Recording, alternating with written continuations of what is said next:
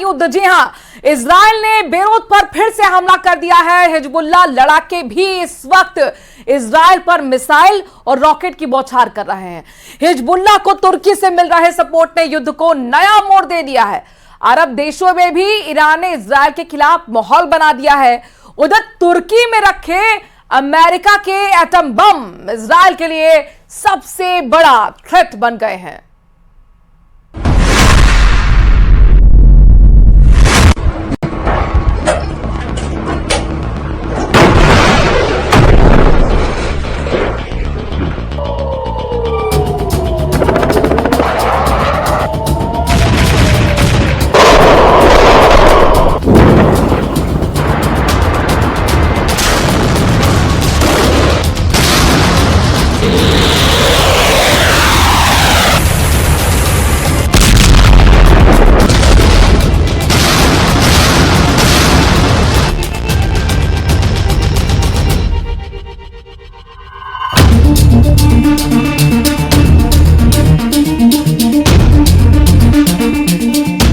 Israel ने target set किए, Iran के न्यूक्लियर अड्डे, ईरान के तेल के कुएं, खामनेई का सीक्रेट बंकर। लोकेशन तय हो चुकी है, लेकिन हमले का वक्त अभी तय नहीं।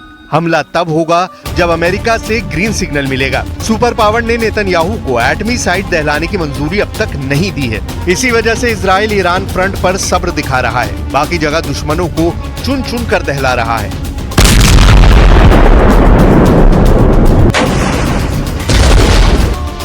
इजराइल ने ईरान के मिसाइल हमले का बदला फिर से बेरूत को दहला कर लिया है। आधी रात जंगी जेट से बारूद बरसाकर बेरूत को पाट दिया गया है। On the borders, members of Hezbollah kill Israeli soldiers. But Israel comes and kills people here. Wherever there is a building, they damage it. This is what they are able to do. Israel के हमले में झुलसे Beirut में धुएं का गुबार अगली सुबह तक उठता रहा। बेरूत में जलती इमारतों से उठती लपटें अब भी शांत नहीं हुई हैं। इतने पर भी नेतन्याहू को सुकून नहीं मिला है। इजराइल अपने हर दुश्मन की टोटल तबाही के मिशन में जुट गया है। लेबनान में हिजबुल्लाह पर बारूदी प्रहार नॉन स्टॉप जारी है। यमन में हूती विद्रोहियों को जंगी जेट से आईडीएफ दहला रही है। नेतन्याहू ने गजा और वेस्ट बैंक में हमास को रॉकेट अटैक से धुआं कर रखा है। सीरिया में भी इजराइल ने नया फ्रंट खोलकर मिलिशिया लड़ाकों के चीथड़े उड़ा दिए हैं। इजराइल के हाहाकारी हमले से अब भी बचा हुआ है तो वो है सिर्फ ईरान। लेकिन कब तक? जवाब अमेरिका ने दिया है। अमेरिका ने तय किया है कि ईरान को इस बार अच्छी डोज दी जाएगी, ऐसी डोज जिससे अली खामनेई की आए दिन वाली धमकियों का अंत हो जाए। ईरान से युद्ध में सुपर पावर अमेरिका इजराइल को फुल सपोर्ट देने का ऐलान कर चुका है।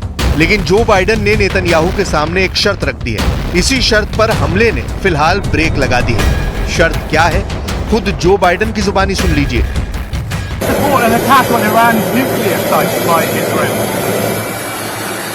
The answer is no, and I think there's things we'll be discussing with the Israelis what they're going to do, but all 7 of us agree that they have a right to respond, but they should respond in proportion. Iran को super power उसी अनुपात में दहलाने का plan बना रहा है जिससे Khamenei को सबक मिले और खाड़ी में कोई दूसरा मुल्क सुपर पावर के सामने सिर उठाने की जुर्रत भी ना दिखा सके। तो क्या है ईरान का पक्का इलाज? अमेरिका का वॉर प्लान। नेतन्याहू क्या इस पर राजी होंगे? कहना मुश्किल है। इजराइल इस वक्त बौखलाया हुआ है। इजराइल दुश्मनों की तबाही तक रुकने वाला नहीं। इजराइल ने नसरल्लाह के खात्मे के बाद भी हिजबुल्लाह पर भीषण हमलों की नई धार दे दी है। अब इजराइल दुश्मन को दूसरे देश में घुसकर भी मारने लगा है। इजराइल ने मिसाइल हमले में हिजबुल्लाह चीफ हसन नसरल्लाह के दामाद हसन जफर कासिर को मौत के घाट उतारा। मोहम्मद कासिर सीरिया से ईरान के हथियारों की डिलीवरी कराने वाला सप्लायर के तौर पर कुख्यात था। अमेरिका ने मोहम्मद कासिर पर $10 मिलियन का इनाम भी रखा था। साल 2018 में यूएस ट्रेजरी डिपार्टमेंट ने मोहम्मद कासिर को ग्लोबल आतंकी घोषित किया था। स्काई न्यूज अरबिक के मुताबिक 2 अक्टूबर को दमिश्क में माजे वेस्टर्न विला में कासिर को ढेर किया गया। जैसे ही इजराइल ने नसरल्लाह के दामाद का सफाया किया, तेल अवीव के आसमान में ड्रोन उड़ने लगे। ईरान के अघोषित लड़ाके हूती की एयरफोर्स ने जाफा में ड्रोन स्ट्राइक करने का ऐलान किया। हूती फाइटर्स ने ड्रोन हमले में इजराइल को भारी नुकसान पहुंचाने का दावा भी किया है। हूती विद्रोहियों ने ऐलान किया कि इजराइल पर हमले की उनकी ये 5वीं किश्त थी। आने वाले दिन इजराइल के लिए और खतरनाक होंगे।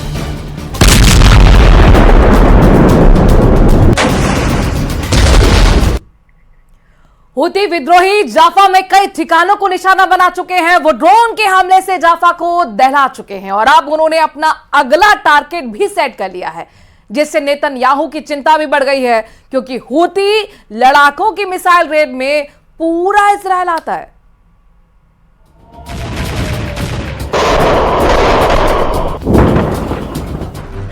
हूती विद्रोही तेल अवीव पर बैलिस्टिक मिसाइल का धमाका इससे पहले करने में कामयाब हो चुके हैं। हूती लड़ाकों की मिसाइल की रेंज में पूरा इजराइल आता है। इजराइल आरोप लगाता है कि हूती विद्रोहियों की मिसाइलें ईरान मेड हैं, जिन्हें सीरिया और अफ्रीका के रूट से यमन में सप्लाई किया जाता है, जिसके चलते इजराइल ने सीरिया में भी हमले तेज कर दिए हैं। इजराइल ने सीरिया में जिस हथियार डिपो को धमाके से उड़ाया है, उसके पास रूस का सबसे बड़ा हवाई सैन्य अड्डा भी है।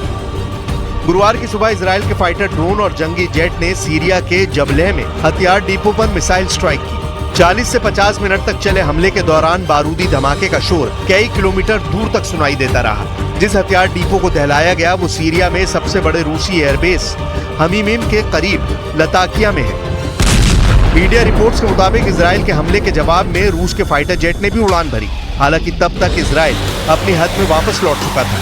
इजराइल के ताबड़तोड़ हमलों से तेहरान में खलबली है। ईरान के सुप्रीम लीडर की धमकी के बाद प्रेसिडेंट पिज़ेश्कियान ने भी नेतन्याहू को युद्ध की चुनौती दे दी है। به دنبال جنگ نیستیم. این اسرائیله که ما رو وادار میکنه که عکس العمل نشون بدیم. اسرائیل در مهمان ما رو در تهران روز تحلیف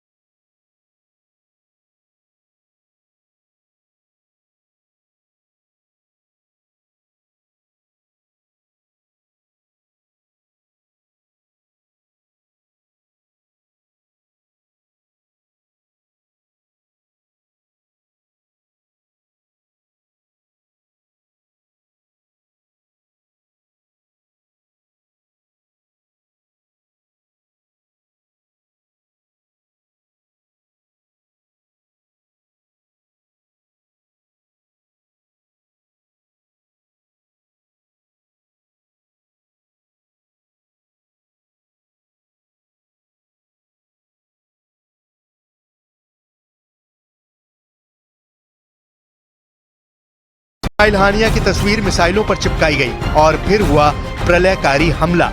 लॉन्च साइट से एक के बाद एक मिसाइलें लॉन्च कर दी जाती हैं। लॉन्चिंग के वक्त पर ईरान ने मल्टी कैमरा सेटअप भी लगा रखा था। देखिए कैमरा नंबर 1 की तस्वीर, अब देखिए कैमरा नंबर 2 की तस्वीर। यही नहीं, जब ये मिसाइलें इजराइल में अपने टारगेट को हिट कर रही थी तो वहां भी वीडियो शूट किया गया। यानी ईरान जब हमले के लिए पूरी तरह से तैयार हो गया तो फिर उसने इजराइल को निशाना बनाया। कहा जा रहा है कि ये ईरान का इजराइल पर हाल फिलहाल का सबसे बड़ा हमला है।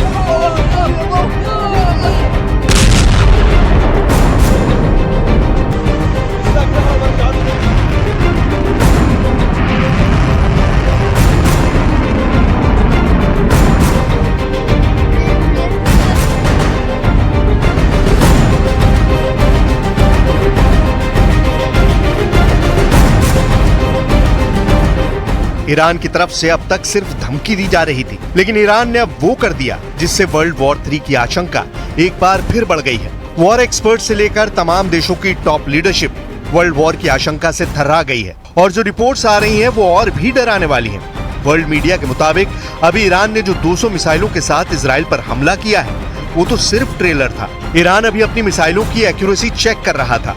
विदेशी मीडिया का ये भी कहना है कि ईरान ने इजराइल के रिहायशी इलाकों को टारगेट किया ही नहीं था, इसीलिए इजराइल के नागरिक इलाकों में नुकसान नहीं पहुंचा। जहां जहां ईरान का निशाना था वहां वहां मिसाइलें गिरी और अपने टारगेट्स को तबाह किया। तो क्या फुस हो गया आयरन डोम? डेविड स्लिंग भी नहीं रोक पाया ईरानी हमला। धरा का धरा रह गया इजरायली एरो सिस्टम। क्या होकर रहेगी वर्ल्ड वॉर 3? आयरन डोम, डेविड स्लिंग और एरो सिस्टम इजराइल की वो प्रतिरक्षा प्रणाली है जिस पर इजराइल की आईडीएफ के साथ ही पीएम बेंयामिन नेतन्याहू गुमान किया करते थे। लेकिन ईरानी हमले ने इजराइल की प्रतिरक्षा प्रणाली की पोल खोल कर रख दी है। आखिर क्यों आयरन डोम, डेविड स्लिंग और एरो सिस्टम पर इजराइल इतना फख्र करता है, ये आपको आगे बताएंगे। लेकिन उससे पहले देखिए यूएन में ईरान और इजराइल के एम्बेसडर्स के बीच क्या हुआ। ईरान ने कहा कि अगर जरूरी हुआ तो ईरान किसी भी तरह का सैन्य कदम उठाने के लिए स्वतंत्र है। Iran is fully prepared to take further defensive measures if necessary to protect its legitimate interests and defend its territorial integrity and sovereignty against any act of military aggressions and the illegal use of force. In this regard, Iran will have no hesitation. Iran की धमकी का जवाब Israel के UN ambassador ने वहीं पर सबके सामने दिया। Let me be clear. Israel will defend itself. We will act. And let me assure you, the consequences Iran will face for their actions will be far greater than they could ever have imagined. Now the world must step up. Iran must pay a heavy price for this attack. Anything less is complicity. We demand immediate crippling sanctions on Iran. Israel पर हुए हमले से America की भी tension tight हो चुकी है। America ने इजराइल को साथ देने का भरोसा दिलाया। अमेरिका के डिफेंस सेक्रेटरी लॉयड ऑस्टिन ने सोशल मीडिया वेबसाइट एक्स पर लिखा कि सिक्योरिटी डेवलपमेंट और इजरायली ऑपरेशन पर चर्चा के लिए मैंने इजरायली रक्षा मंत्री योव गैलेंट से बात की। मैंने ये साफ किया कि संयुक्त राज्य अमेरिका इजराइल के अपनी रक्षा के अधिकार का समर्थन करता है।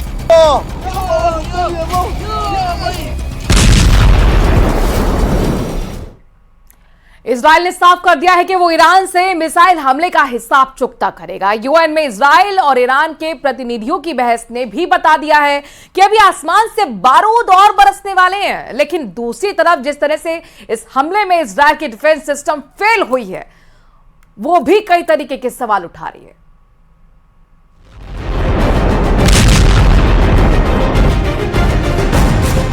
ईरान के दिए जख्म से इतने घंटों बाद भी इजराइल उबर नहीं सका है। ईरान का दावा है कि पहली बार हाइपरसोनिक मिसाइलों का इस्तेमाल किया गया है और आईआरजीसी सूत्रों के मुताबिक 3 इजरायली सैन्य ठिकानों को निशाना बनाया गया। कुछ मीडिया रिपोर्ट्स के मुताबिक ईरान के मिसाइल हमलों से इजरायली खुफिया एजेंसी मोसाद के मुख्यालय में 1500 मीटर दूर एक गड्ढा बन गया। ईरान को पता है कि इजराइल के साथ अमेरिका ढाल की तरह खड़ा है, लेकिन फिर भी ईरान झुकेगा नहीं वाली स्टाइल में इजराइल को लगातार धमकियां दे रहा है। ईरान के राष्ट्रपति मसूद पेजिशकियान ने एक बार फिर इजराइल को चेताते हुए कहा कि अगर इजराइल ने थोड़ी सी भी गलती की तो ईरान उसे और भी कुचलने वाला जवाब देगा। अब देखिए इजराइल के उन डिफेंस सिस्टम को जिनकी वजह से इजराइल के पीएम हमेशा निश्चिंत होते हैं। इजराइल के 3 डिफेंस सिस्टम उसकी सुरक्षा की रीढ़ है। पहला है आयरन डोम, जो 70 किलोमीटर दूर के हथियारों को हवा में उड़ाने में सक्षम है। दूसरा डिफेंस सिस्टम है डेविड स्लिंग, ये 300 किलोमीटर दूर की मीडियम और लॉन्ग रेंज की मिसाइलों को मारने में सक्षम है। तीसरा है एरो सिस्टम, जिसकी मारक क्षमता 2400 किलोमीटर है। ये दुश्मन देश की लॉन्ग रेंज की बैलिस्टिक मिसाइलों को हवा में मारने में सक्षम है। इजराइल का आयरन डोम सिस्टम दुश्मन के गोलों और मिसाइलों को 10 किलोमीटर की ऊंचाई पर मार गिराता है। डेविड स्लिंग दुश्मन के मिसाइल हमलों को 15 किलोमीटर की ऊंचाई पर नाकाम कर देता है, जबकि एरो सिस्टम 100 किलोमीटर की ऊंचाई पर बैलिस्टिक मिसाइलों का नाश कर देता है। डेविड स्लिंग और एरो सिस्टम का इस्तेमाल तो इजराइल शायद कभी कभार ही करता है, लेकिन इजराइल का जो सबसे घातक डिफेंस सिस्टम है वो है आयरन डोम, क्योंकि इजराइल के ज्यादातर दुश्मन उसके आसपास ही बसे हैं। अब देखिए कि इजराइल का आयरन डोम कैसे काम करता है। आयरन डोम को भी लॉन्चर से दागा जाता है। ये कम दूरी से दागे गए रॉकेट या मिसाइलों को रोक सकता है। आयरन डोम 4 किलोमीटर से लेकर 70 किलोमीटर की दूरी से दागे गए रॉकेट या मिसाइलों को रोक सकता है। आयरन डोम रडार से आने वाले रॉकेटों का पता लगाता है और उन पर नजर रखता है। ये पता करता है कि कौन से रॉकेट के आबादी वाले इलाकों में गिरने की संभावना है। इसके बाद ये उन रॉकेटों पर मिसाइलें दागता है, जबकि बाकी रॉकेटों को खुले मैदान में गिरने के लिए छोड़ दिया जाता है। आयरन डोम को अमेरिका की मदद के साथ Israeli firm Rafael advance defence system और इजराइल एरोस्पेस इंडस्ट्रीज ने डिजाइन किया है। इसे पहली बार 2011 में तैनात किया गया था। तब से लेकर आज तक ये इजराइल की सुरक्षा में दीवार बना हुआ है। ईरान करीब 200 मिसाइलें दागकर इस वक्त खुशी के मारे फूले नहीं समा रहा, लेकिन इजराइल का दावा है कि उसकी सुरक्षा दीवार ने करीब 90% हमलों को रोक दिया है और नुकसान ना के बराबर हुआ है।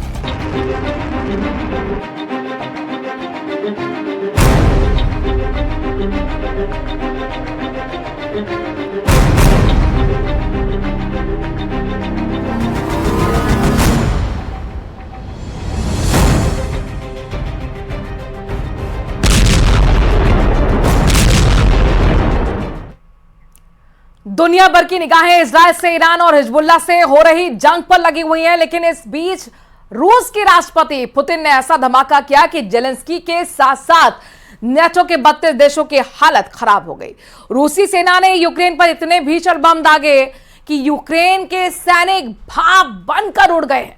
रूस ने 2.5 साल की भीषण जंग के बाद पूर्वी यूक्रेन के शहर पर कब्जा कर लिया है और ये बहुत बड़ा शहर है।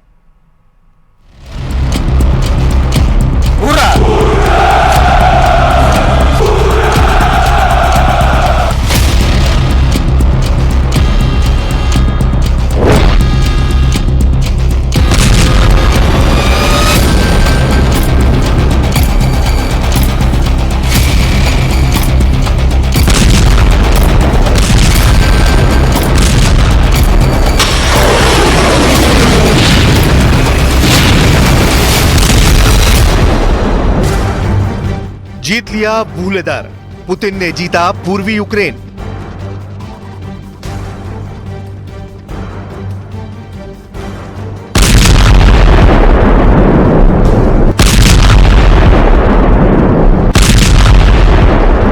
आखिर 953 दिन की जंग के बाद रूसी सेना ने पूर्वी यूक्रेन में वो कर दिखाया है जिसका इंतजार राष्ट्रपति पुतिन लगभग 3 साल से कर रहे थे। रूसी सेना ने पूर्वी यूक्रेन में ऐसे भीषण हमले किए हैं जिसे देखकर जेलेंस्की बुरी तरह से चकरा गए हैं। पिछले 56 घंटे में यूक्रेनी सेना पूर्वी यूक्रेन के कम से कम 200 मोर्चों से भाग खड़ी हुई है।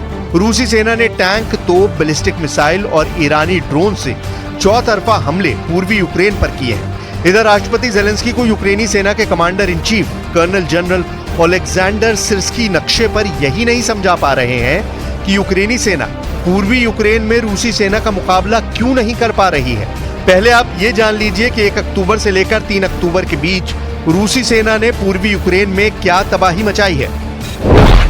रूसी सेना यूक्रेन के साथ अमेरिका और नेटो के 32 देशों को एक तरह से पूर्वी यूक्रेन के वोलेदर में हरा दिया है। रूसी सेना ने पूर्वी यूक्रेन के वोलेदर शहर पर पूरी तरह से कब्जा कर लिया है। रूसी सेना के कब्जे के बाद बचे खुचे यूक्रेनी सैनिक इलाका छोड़कर भाग गए हैं।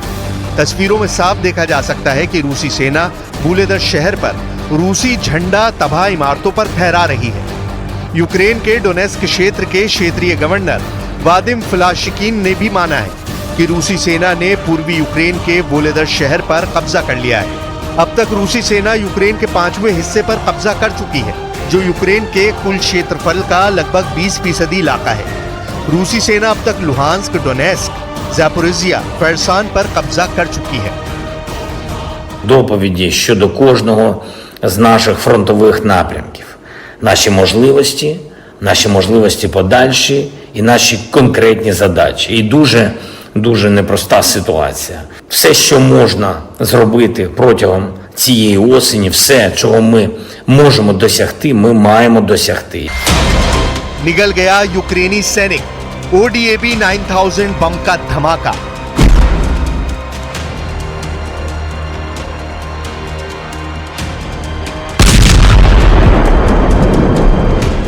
ढाई साल से ज्यादा लंबी जंग में यूक्रेन आज ऐसे ट्रैप में फंस चुका है जहां एक तरफ नेटो ना तो खुलकर यूक्रेन को लंबी दूरी की मिसाइलें देने को तैयार है और ना ही यूक्रेन को बचाने के लिए नेटो रूस से सीधी जंग करने को तैयार है।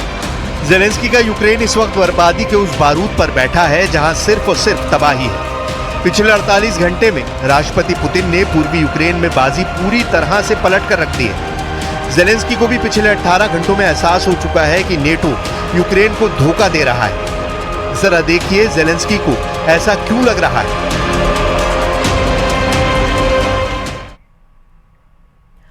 रूस अब यूक्रेनी सैनिकों पर जमकर बारूद बरसा रहा है, जिससे यूक्रेनी सैनिकों के हौसले पस्त हो चुके हैं। पुतिन ने भी यह साफ कर दिया है कि वो यूक्रेन से जंग जीतने के लिए कुछ भी करेंगे।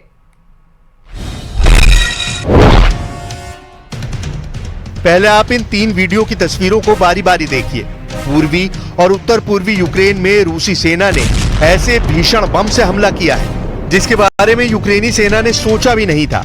रूस ने पूर्वी और उत्तर पूर्वी यूक्रेन पर ODAB 9000 वैक्यूम बम से हमला किया है, जिसके धमाकों की लहरों ने यूक्रेनी सैनिकों के जिस्मों को एक तरह से चूस लिया है, या ये कहें कि बम का धमाका यूक्रेनी सैनिकों को निगल गया। दूसरे वीडियो में आप पुतिन के बेहद करीबी सर्गेई शोइगु को देख सकते हैं, जो बम की फैक्ट्री में ODAB 9000 को देख रहे हैं। ये बम किसी परमाणु बम से कम नहीं है, ऐसा दावा किया जा रहा है। यही वजह है कि जब इस बम को पूर्वी और उत्तर पूर्वी यूक्रेन पर दागा गया तो यूक्रेनी सेना इसके सामने पूरी तरह से ढेर हो गई।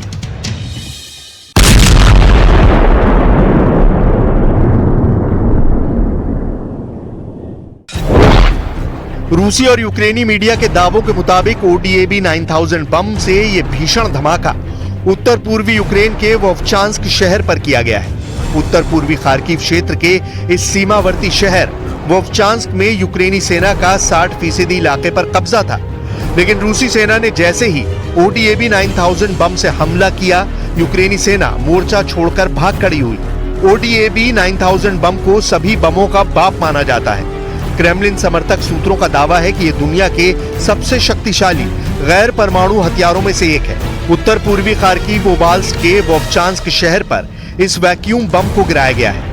ODAB 9000 3 टन का ग्लाइड बम है, जिसके हमले से बचना लगभग असंभव है। वहीं ODAB 3000 थर्मोबैरिक बम है, जो भीषण धमाका होते ही ऑक्सीजन सोख लेता है। इंटरनेशनल युद्ध नियम और कानूनों के मुताबिक ODAB बम का इस्तेमाल करना युद्ध अपराध की श्रेणी में आता है, लेकिन रूस नियम और कानूनों की रत्ती भर परवाह नहीं कर रहा है और पूर्वी और उत्तरी यूक्रेन के चीथड़े उड़ाने में लगा है।